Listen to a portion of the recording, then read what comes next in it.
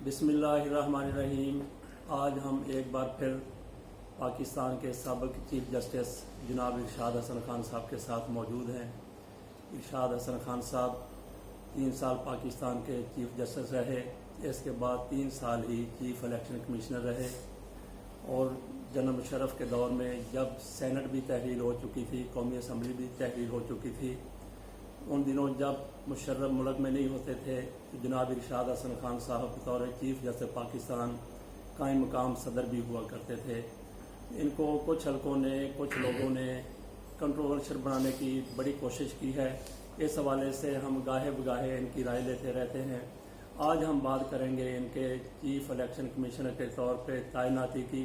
کہا جاتا ہے کہ انہوں نے حکومت کو 3 سال کا عرصہ دے دیا تھا، مشرف حکومت کو الیکشن کرانے کے لیے، اور اس کے بدلے میں مشرف نے ان کو 3 سال کے لیے چیف الیکشن کمشنر بنا دیا تھا۔ تو کیا کہتے ہیں جناب چیف صاحب آپ اس حوالے سے؟ دیکھیے، یہ قطعی غلط اور یہ بہتان ہے۔ اگر آپ ظفر علی شاہ صاحب کا مقدمہ پڑھیں تو اس سے آپ کو یہ واضح ہو جائے گا کہ مقدمے کے دوران کافی عرصہ میں سنتا رہا، مہینے سے زیادہ سنتا رہا، تو آخر میں نے خالد انور صاحب سے پوچھا، جو مقدمے کی پیروی کر رہے تھے مدعی کی طرف سے، کہ بھئی آپ بتائیں، کوئی طریقہ بتائیں کہ آرمی کو ہم گھر بھیج دیں، اور میں آپ سے پوچھتا ہوں as an officer of the court, موکل کی حیثیت سے نہیں، وکیل کی حیثیت سے نہیں۔ تو انہوں نے کہا کہ sir, I will not suggest what is impossible.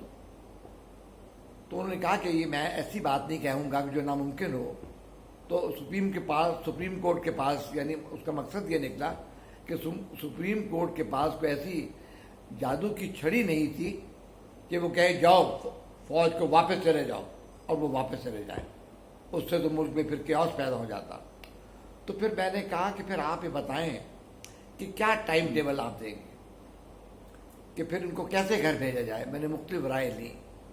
تو جو سپریم کورٹ بار کے ایسوسیشن کے صدر تھے، ان کا کہ انہیں 1 سال دے دیں، کسی نے کہا انہیں 1.5 سال دے دیں، کسی نے کہا ان کو 6 مہینے دے دیں، اور خالد انور صاحب نے کہا کہ ان کے آپ جلد سے جلد گھر بھیجیں۔ تو ظاہر ہے الیکشن کروانے کے لیے، ان کو گھر بھیجنے کے لیے پھر الیکشن کروانے تھے، وہ ضروری تھی کہ بھی اقتدار کن کو دیں۔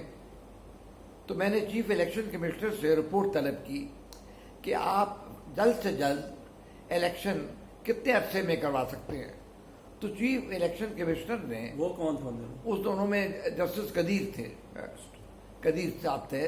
تو انہوں نے اپنی ایک مفصل رپورٹ لکھی۔ اس نے کہا کہ جناب ہم 3 سال سے پہلے الیکشن نہیں کرا سکتے، کیونکہ الیکشن جو الیکٹرل رول ہے وہ انکمپلیٹ ہے، اور ہزارہ لکھوں لوگ ہیں جن کے نام الیکٹرل رول میں نہیں آئے، تو اس لیے یہ مناسب نہیں ہوگا۔ اس کے علاوہ ایک سیاستدانوں کی طرف سے ایک پٹیشن بھی سپریم کورٹ میں دائر کی گئی، اور جس میں استدعا کی گئی کہ الیکشن سے پہلے آپ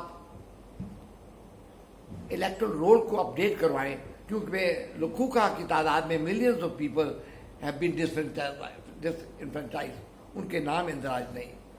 تو ہم نے کہا کہ بھئی یہ 3 سال کا عرصہ تو زیادہ ہے۔ تو ہم نے 3 سال دیے from the debt of take over. 6 مہینے گزر چکے تھے، اس طرح ہم نے 2.5 سال دیے، اور اس کو اخبارات نے بڑا سراہا۔ پاکستان کے ہر اخبار نے اس پہ ایڈیٹوریل لکھے، اور اس پہ خبریں آئی کہ یہ ایک بہت بڑا کارنامہ ہے، ورنہ ضیاء الحق کی طرح وہ 10 سال تک مشرف بیٹھے رہتے۔ تو یہ کہنا قطعی طور پہ غلط ہے کہ کوئی کسی قسم کی انڈرسٹینڈنگ تھی۔ اور پھر یہ تھا، آپ جانیں کہ بھئی یہ ججمنٹ میری اکیلے کی ججمنٹ نہیں تھی، یہ ارشاد حسن خان کی ججمنٹ نہیں تھی، یہ 11 ججز کی ججمنٹ تھی۔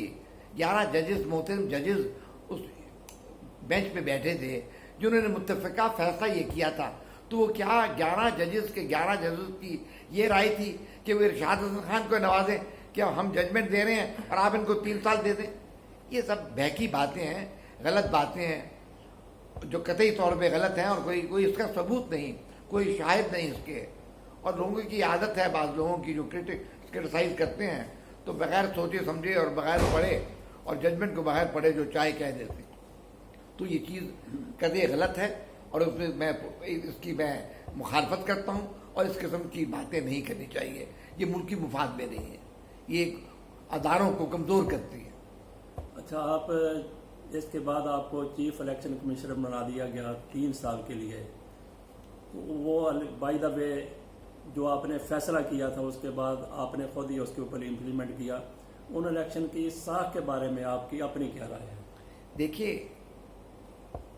بد نصیبی سے جب سے پاکستان معرض وجود میں آیا, سیاستدان ہمیشہ یہ کہتے رہے کہ الیکشن شفاف نہیں ہوئے, لیکن خدا کے فضل سے ہمارے جو الیکشنز تھے وہ بہت شفاف تھے.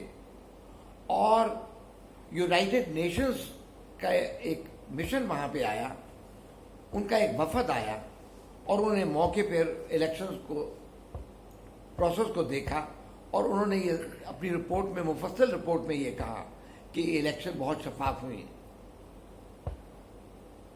اچھا, بالکل. میں آپ کی بات کو آگے تھوڑا بڑھاتا ہوں کہ ان الیکشن کے بعد ایسی صورتحال آئی کہ مسلم لیگ نون جو ٹارگٹ پہ تھی, مشرف کے ٹارگٹ پہ, اس نے بھی خاطر خواہ نشستیں حاصل کی.